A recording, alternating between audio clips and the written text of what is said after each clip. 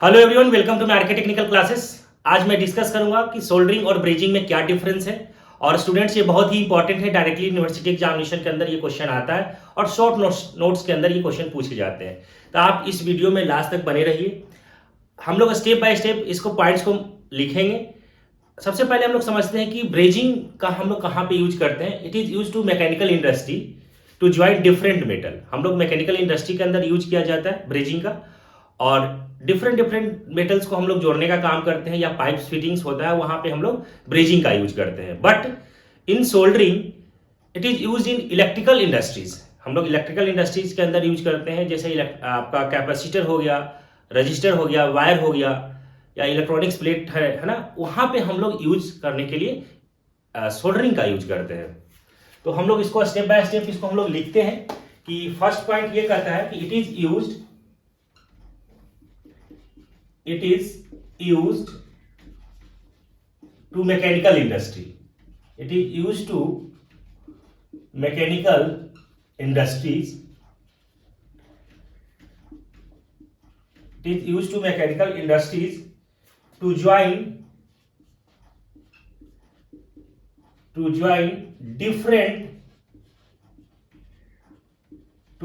different metal. Soldering का हम लोग कहां पे यूज करते हैं? It is use to electrical industry. It is use in electrical industry. इन कर दीजिए, इलेक्ट्रिकल इंडस्ट्रीज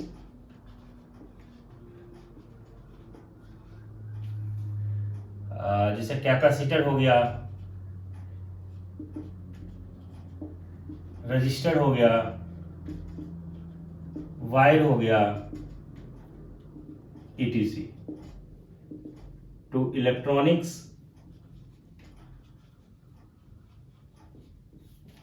प्लेट। इसका हम लोग यूज करते हैं।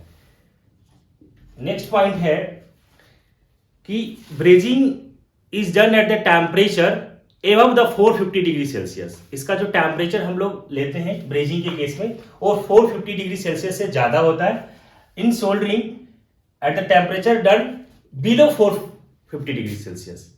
इसके अंदर हम लोग क्या करते हैं, 450 डिग्री सेल्सियस से कम होता है, और इसमें ब्रेजिंग के अंदर 450 डिग्री सेल्सियस से ज्यादा होता है। तो इसको हम लोग लिख सकते हैं कि it is done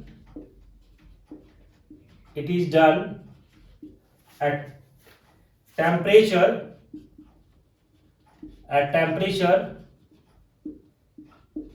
above 450 degree Celsius and below the base metal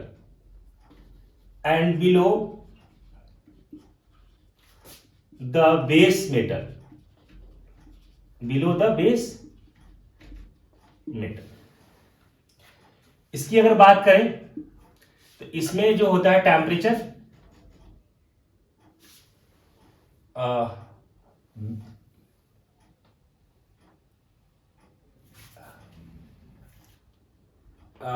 sorry, मैंने यहां क्या लिख दिया, it is done at the temperature above the 450 degree Celsius and the below the critical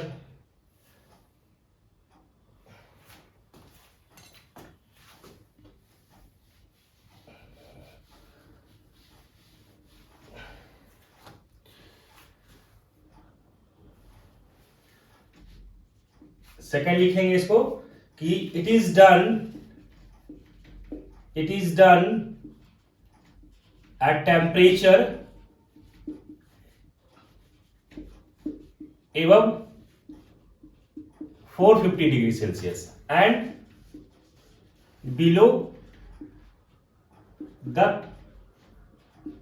critical temperature. Critical temperature से क्या होगा, कम होगा। लेकिन इसमें हम लोग जो टेम्परेचर, सोल्डरिंग में जो टेम्परेचर होता है वो क्या होता है, बिलो 450 डिग्री सेल्सियस। अब मैं थर्ड पॉइंट्स की बात करते हैं। तो थर्ड पॉइंट्स में ये क्या होता है कि ये स्ट्रॉन्ग ज्वाइंट होता है, ब्रेजिंग स्ट्रॉन्ग ज्वाइंट होता है, और ये वीक ज्वाइंट होता है। अगर हम इसके दोनों के रेस्पेक्ट में अगर कंपेयर करते हैं तो ये स्ट्रांग है और ये वीक ज्वाइंट है। तो इसको हम लिखेंगे स्ट्रांग ज्वाइंट, और इसके अंदर लिखेंगे आप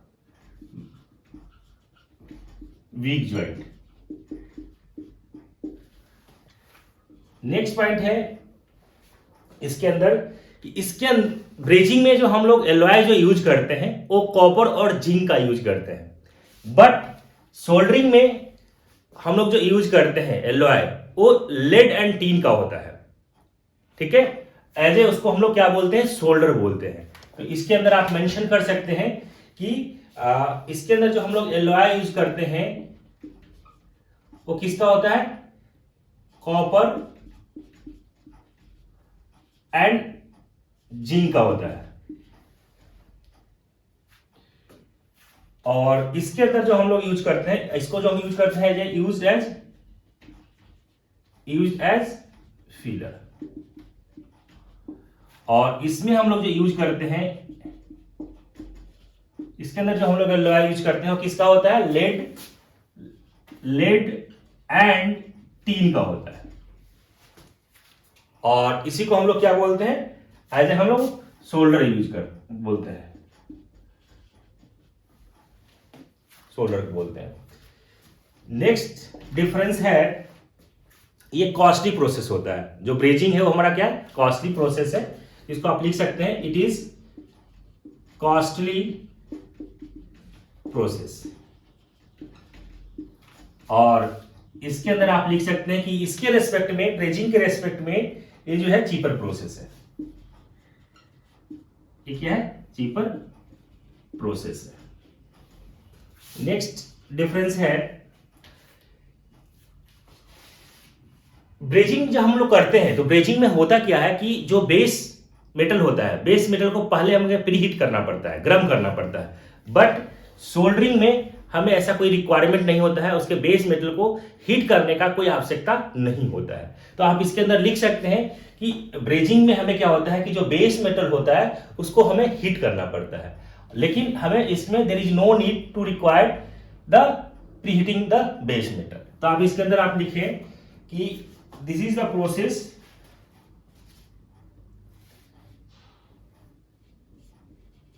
this process need preheating of base metal, base metal को हमें क्या करना पड़ेगा, हीट करना पड़ता है। इसके अंदर हम लोग क्या लिखेंगे, does not need to preheat of base metal,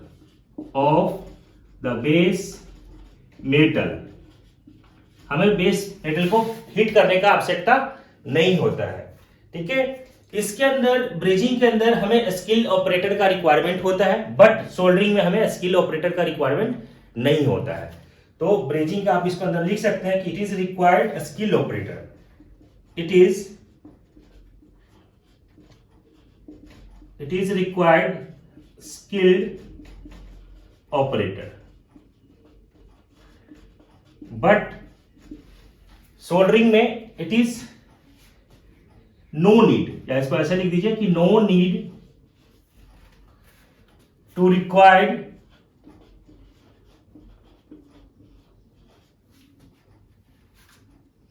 it is not need to require to a skilled operator। तो ये 7 डिफरेंस है स्टूडेंट्स ब्रेजिंग और सोल्डरिंग में, और बहुत ये सिंपल है, आपको स्टेप बाय स्टेप एग्जामिनेशन के अंदर है ना, इसी स्टेप में आपको फॉलो करके लिखना है। ठीक है, आई होप स्टूडेंट्स का आपको समझ में आ गया होगा। Thank you. अगर आपको समझ में आ गया तो हमारे चैनल को सब्सक्राइब कर ले और बेल आइकन बटन को प्रेस कर ले।